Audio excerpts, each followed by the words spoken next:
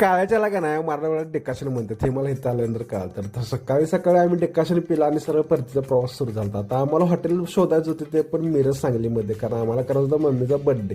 शेवटी ठरले की म्हटलं रेहमतुल्लाच बड्डे करूया, कारण रेहमतुल्लाचा इंटरव्ह्यू आता पूर्णपणे त्यांनी नवीन केलेला आहे. तर इथं आम्ही आता बड्डे सेलिब्रेट केला होता आणि मम्मी किती खुश आहे हे तुम्हाला बघितल्यानंतर लक्षातच येईल, कारण तिचा असा बड्डे कधीच झाला नव्हता. तर आता वेळ होती जेवण मागवायची. तर स्टार्टरला आम्ही मागवलेलं चिकन अल्फाम, जे की मला प्रचंड प्रमाणात आवडते, कारण रेहमतुल्ला चिकन अल्फाम हे वेगळ्या लेवलचा. आणि दुसरा जो स्टार्टर आम्ही मागवलेला तो होता मुर्ग नर्गिस तंदूर. तर ह्याच्यामध्ये कसं चीजचं प्रमाण एवढं खतरनाक होतं का नाही, त्यामुळे त्याला एक वेगळाच फ्लेवर येत होता.